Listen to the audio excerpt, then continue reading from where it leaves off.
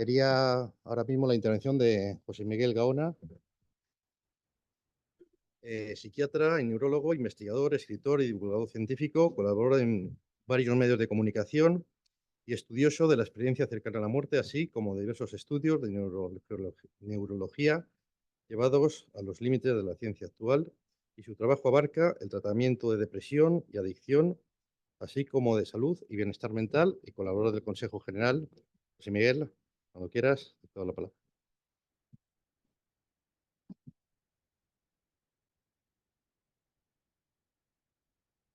Bueno, muchísimas gracias. Voy a acotar un poquito la presentación tan generosa que justamente ha hecho Jerónimo Alonso. Los psiquiatras somos muy multifactoriales y servimos para muchas cosas. Desde cuando se queda un gato atrapado en un árbol, nos llaman a veces de medios de comunicación, y también en otras ocasiones otro tipo de cuestiones, ¿no? Lo digo por experiencias cercanas a la muerte, pero sobre todo temas de neurología. Pero antes que nada quisiera agradecer, sin lugar a dudas, a Alfredo Sanz, por supuesto, a Jerónimo y, por supuesto, también al Colegio de Arquitectos Técnicos. La verdad que la conferencia anterior ha sido excelente por parte de Álvaro, en una serie de temas, además que justamente los que nos dedicamos al estudio de la conciencia. Es decir, mi línea de investigación ha sido habitualmente en los últimos años la conciencia. El tema, he trabajado en Canadá, en la Laurentian University, que está en Sudbury, Ontario, y es todo un mundo y tiene que ver mucho con la inteligencia artificial por razones obvias, tiene que ver mucho con la digitalización y con todo este tipo de cuestiones, ¿no? La neuropsiquiatría, la verdad, es también multifactorial. Podemos utilizarla, como he dicho antes, un poquito en broma, en multitud de cuestiones, pero, por ejemplo, tenemos un programa eh, en el que llevamos atletas de alto nivel a la hora de obtener su máximo rendimiento. Es un programa pionero prácticamente a nivel mundial. De hecho, no tenemos nada que envidiar a ningún otro país, ni siquiera a Estados Unidos. De hecho, dentro de 15 días, justamente voy a Dallas, a Texas. Lo digo por el tema de la medicina y cómo está reemplazando la inteligencia artificial a muchas cosas, a cerrar un acuerdo con una serie de bancos de datos de imágenes cerebrales de SPECT y de PET, que es la tomografía de emisión de positrones. Quizá algunos las hayáis visto por ahí, esas imágenes del cerebro que tienen colores, y según el color conoces, por ejemplo, cuál es su actividad cerebral, si por el contrario está disminuida, está aumentada, y luego tú la puedes frenar o aumentar, a lo mejor con estimulación magnética transcraneal o cualquier otro tipo de técnica. Bueno, la cuestión es que una vez que tienes la imagen cerebral, lo introduces en el banco de datos y mediante programas de IA, pues te da unos diagnósticos espectaculares, porque la IA tiene nada menos que la experiencia de 100.000 imágenes hasta el día de hoy. Es uno de los mayores bancos de datos que hay, ¿no? Con lo cual, entre otras cosas, por ejemplo, ya en medicina estamos sufriendo una verdadera revolución. Esto no es exactamente lo que voy a presentar ahora, pero creo que es importante enlazarlo con la charla, la inteligente, nunca mejor dicho, charla anterior. Hay profesiones, o mejor dicho, especialidades en medicina que están prácticamente al borde de la desaparición, pero literal. Por ejemplo, si tenéis algún hijo que quiere estudiar medicina, no le recomendéis que sea radiólogo, porque es una de las primeras que está cayendo. Dermatólogo, pichi pichi, porque los programas de IA en reconocimiento de patologías dérmicas están hechos unos crack. Justamente antes de ayer, una empresa americana me pidió si tenía algún contacto con dermatólogos conocidos y clínicas dermatológicas en España. Y dije que sí, porque tienen ya un programa muy avanzado para hacer esos diagnósticos. No ya de los famosos lunares, que ya se está empleando en muchas clínicas, que te sacan una fotografía en 4K, 8K, y luego ven la evolución, lo comparan con su banco de datos y dicen, cuidado con este, hay que revisarlo y tal y cual. Y realmente el dermatólogo casi lo único que hace es apretar el botón para sacar la foto, ¿no? Eh, También hemos trabajado, por ejemplo, en temas tan increíbles o alucinantes como hemos asesorado diversos partidos políticos en relación a los votantes. Por ejemplo, tenemos programas de inteligencia artificial. Ahí, lo hemos hecho en conjunción con una empresa israelí en la cual podemos saber en un radio geográfico determinado, por supuesto, el nombre de hombres, de mujeres, que se puede saber con el censo, pero también los sigue a través de las redes sociales, observa los me gusta, que es una de las cuestiones que son, como nosotros, yo siempre lo digo que es mejor que cualquier test de inteligencia, ¿no? Todos esos me gustas que vamos dejando por aquí y por allá hacen un perfil que, como psiquiatra forense que soy, pues realmente dice mucho más de la persona que cualquiera de los test más avanzados que se han utilizado tradicionalmente. Entonces podemos decirle al partido político, pues mira, cuando vayas a eh, tal ciudad o tal entidad, no hables, por ejemplo, de la inmigración, o sí hables de la inmigración en tal barrio, porque están más preocupados aquí que allí, que en el otro lado. En este otro sitio habla de la violencia de género, pero mejor que el otro tema lo dejes en segundas, etcétera, etcétera. Es decir, es todo un campo realmente interesantísimo, y cuando estás ahí escuchando te crees que es todo espontáneo, pero realmente es bastante menos espontáneo de lo que podíamos imaginar. En cuanto a la creatividad, hace 2 meses nada más, Amazon ha tenido que poner un límite a algunos autores que estaban publicando cerca de 30 y 40 libros diarios, que obviamente nadie es capaz de escribir eso. Han tenido que poner límite porque eran libros creados con inteligencia artificial, con montones de otros tipos de programas, y con lo cual, evidentemente, se salían de madre. El proyecto 2045, que lo ha mencionado Álvaro anteriormente, y estuve con el grupo que empezó a trabajar con ello en Nueva York hace ya unos 12, 15 años. Es un proyecto tremendamente interesante en el cual, a través de 4 etapas, se va, de alguna manera, intentando atrapar la conciencia, que eso daría para múltiples conferencias, pero todavía no sabemos exactamente qué es la conciencia. Pero bueno, eh, remitirla a algún tipo de contenedor de tipo digital, hacer ese clon o ese avatar, como en la película justamente Avatar, y finalmente trasplantarlo al avatar, lo cual nos daría evidentemente esa inmortalidad tan ansiosamente buscada a través de los siglos.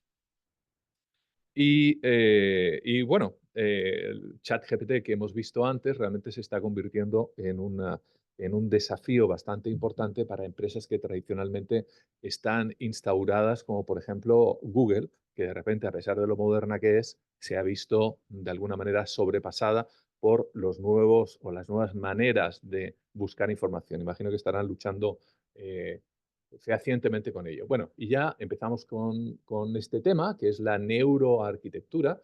Eh, intentaré ir un poco rapidito, porque no sé, tú, Jerónimo, dime cuando esté ya al límite. Sí, venga, vamos a ello. Bueno, evidentemente el nombre lo dice todo, la neurología y la arquitectura. Ambas están bastante más unidas, bastante más fusionadas de lo que podríamos pensar. Vamos a ver.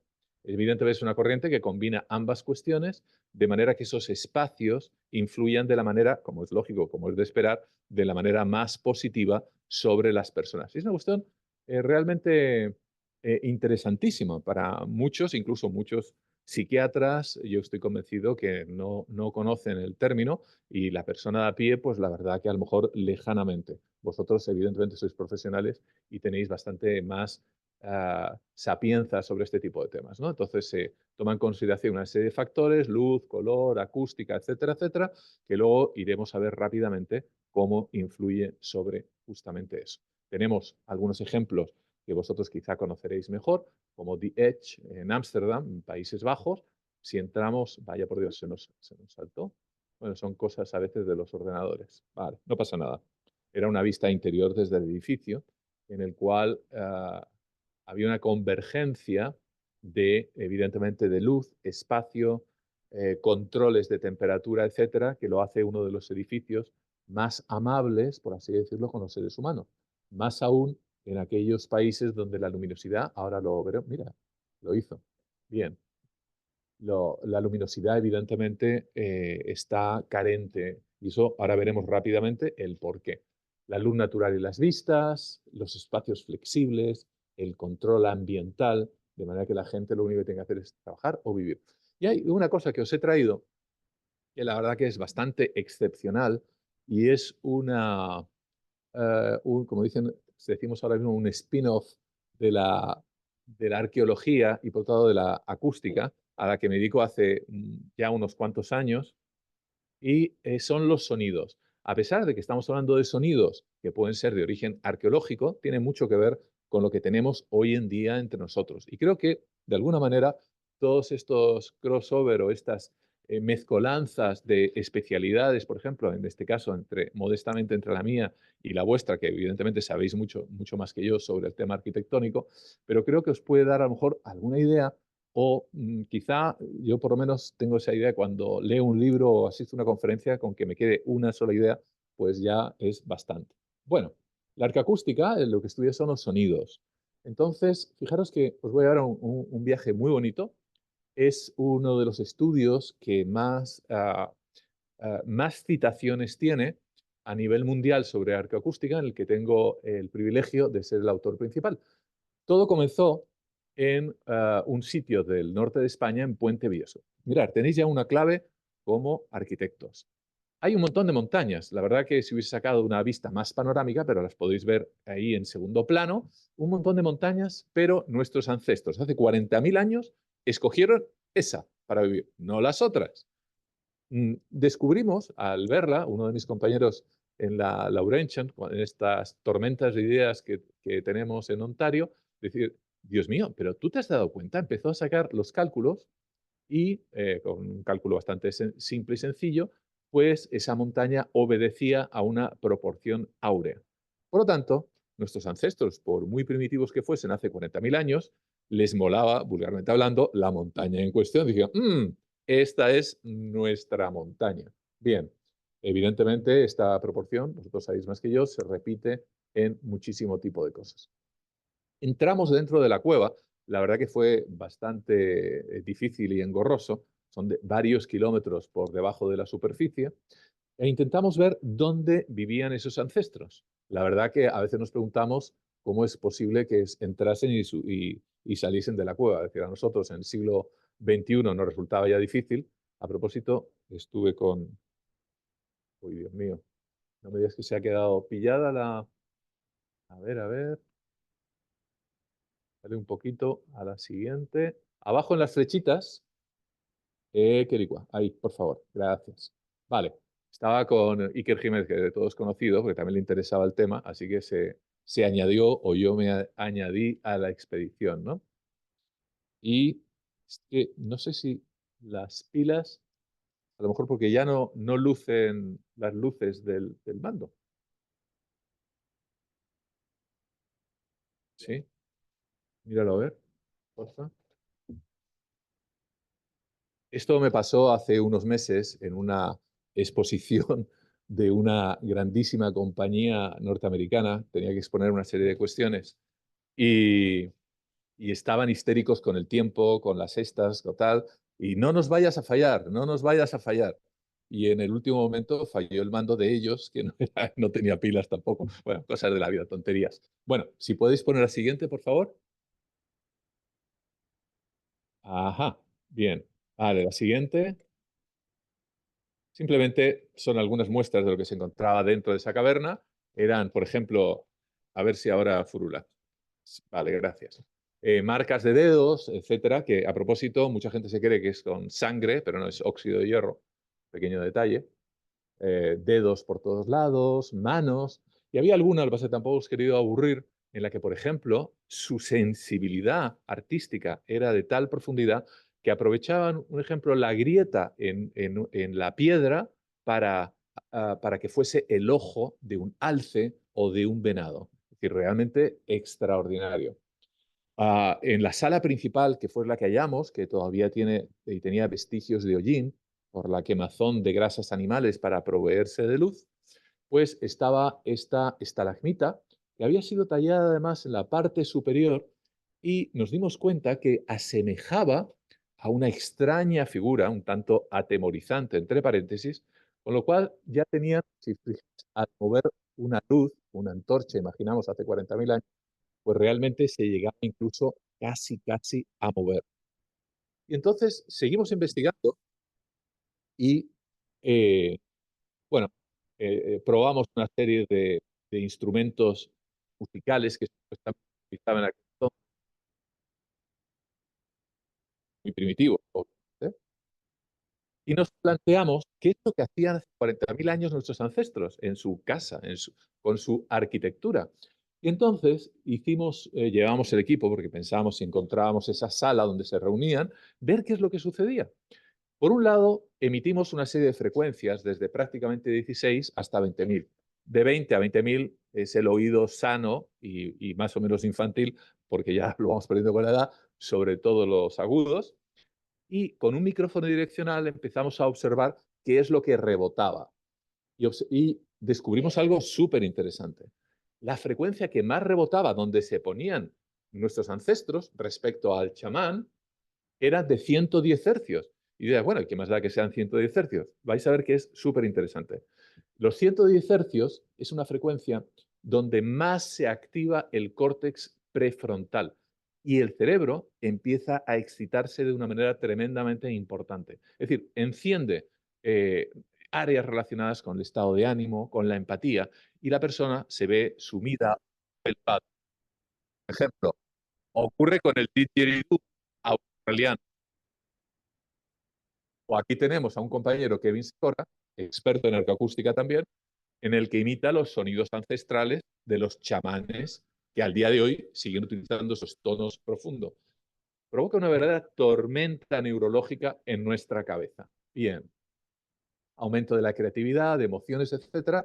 Es decir, hay que tomar en consideración la acústica dentro de los espacios, y no me refiero a los ruidos, que es harina de otro costal, sino la acústica. Pero seguimos más allá. Metimos en un modelo informático los 110 hercios y bingo, descubrimos a su vez que esos 110 hercios, si vemos la longitud de onda, observamos que es exactamente el diámetro de nuestro cráneo, o por lo menos de la mayor parte de nuestro cráneo. Es decir, la onda de 110 hercios atrapa literalmente nuestro cerebro, ni con 120 ni con 100, sino con 110. Interesante.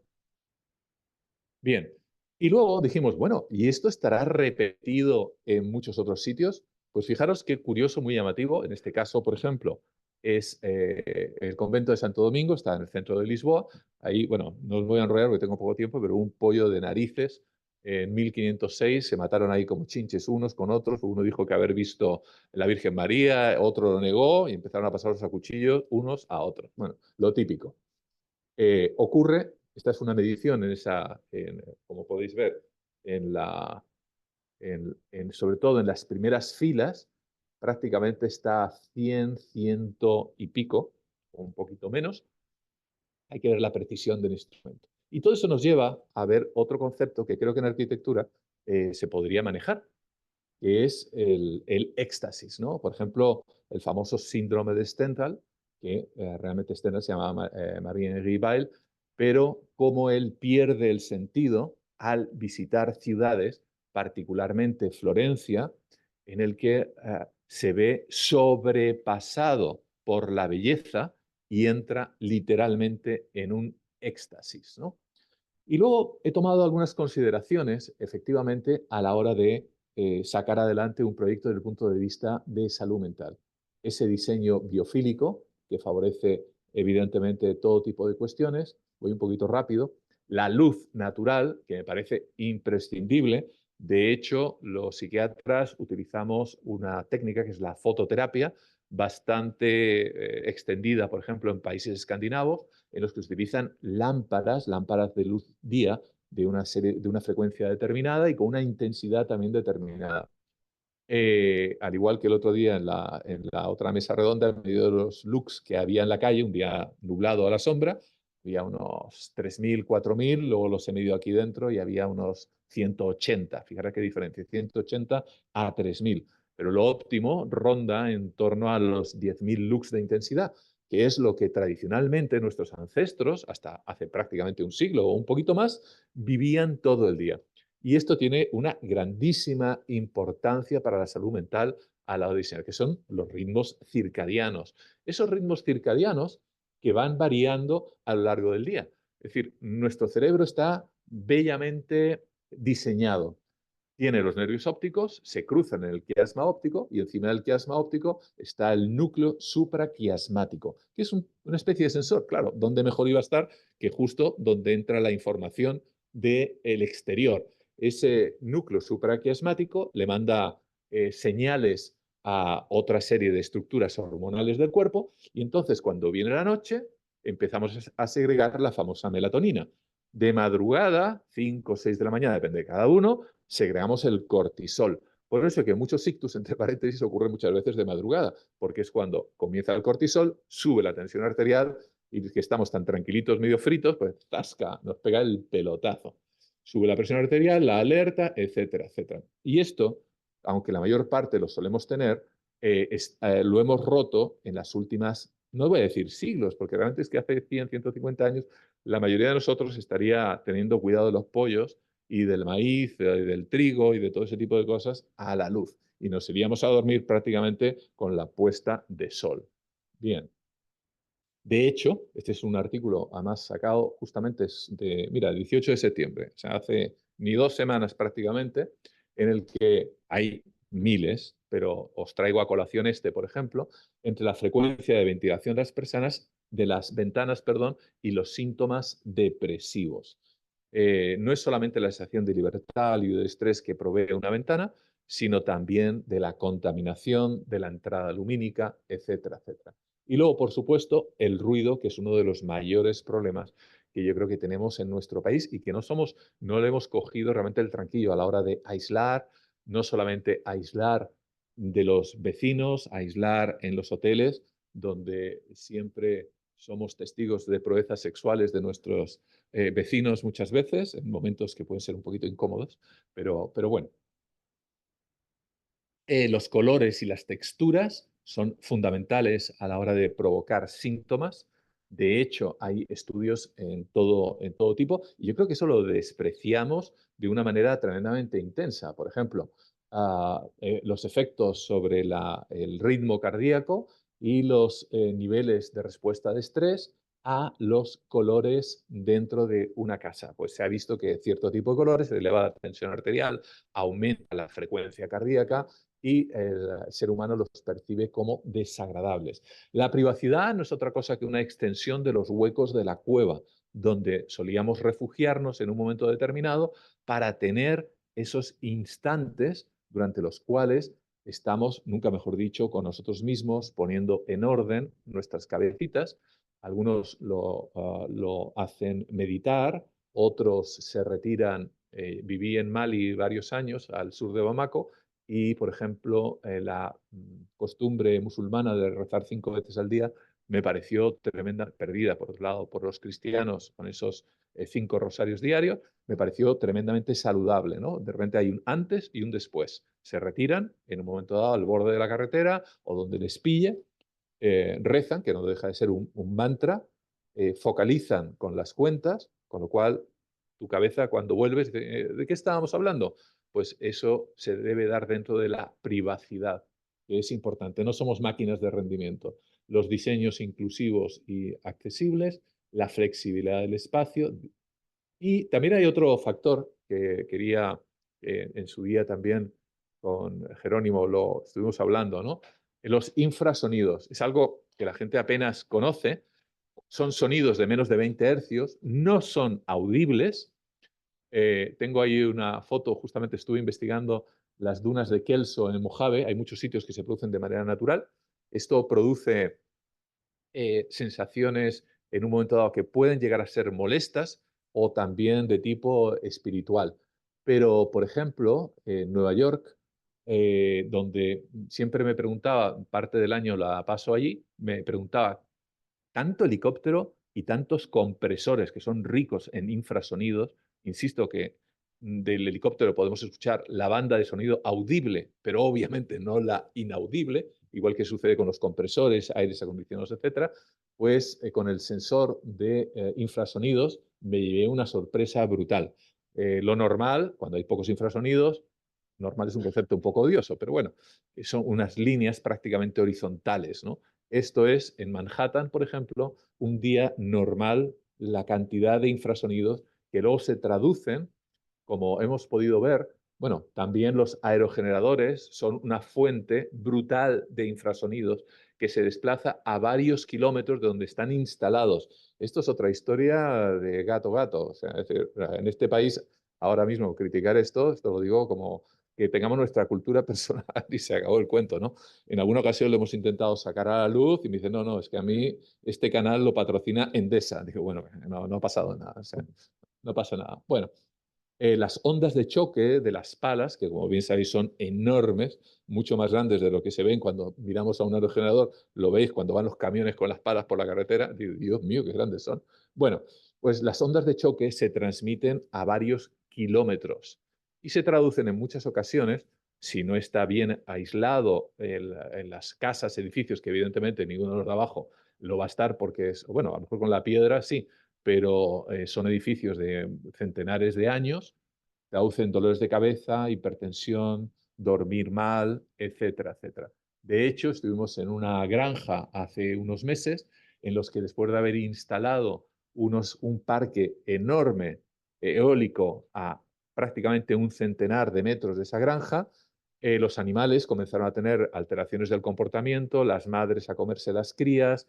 los trabajadores a tener dolores de cabeza, bueno, un verdadero desastre para los pobres de la granja. Y los trabajadores, subrayo, también, ¿vale? Bueno, esto es una fricada, pero bueno, pero si conocéis la intrahistoria es más interesante de conocer. Esta es una cámara anecoica, aislada de los ruidos y también de Faraday al mismo tiempo, de la Universidad de Lawrenciana también en Canadá. El casco es que tiene mucha historia, es un casco de los años 70, como podéis apreciar, y me la he puesto para advertir también de otro asunto que los neuropsiquiatras nos dedicamos a investigar, que son las alteraciones neurológicas por los campos electromagnéticos. Por ejemplo, el que corra un cable eléctrico por la cabecera de la cama, o, por ejemplo, los famosos despertadores que no son a pilas, sino que van enchufados, generan campos electromagnéticos tremendamente potentes. Huelga decirlo de los móviles, dejarlo al lado. Ahí yo sé que hay mucho debate con este tema de los móviles, pero os voy a contar una confidencia. No, bueno, es que si digo que universidades, no. Los dos de los catedráticos más famosos que hay en España de física siempre me dicen, Gaona, cuando vayas a hacer la llamada, en el momento de lanzar la llamada, aléjate el móvil de la cabeza. Es decir, no es broma. Dos de mis compañeros, a los que hacíamos bromas desde hace años acerca de los móviles, que un día nos va a dar un tumor cerebral, éramos tres, dos murieron de glioblastoma, que es un tumor tremendamente agresivo a nivel cerebral. ¿Esto quiere decir que fue por el móvil? No lo sabemos, pero desde luego insisto que hay bastante controversia a aplicar. De hecho, el cerebro sube unas cuantas décimas de grado en el lado en que aplicamos el teléfono. Esto era simplemente un recordatorio. Bueno, esto es parte de nuestro laboratorio y punto pelota.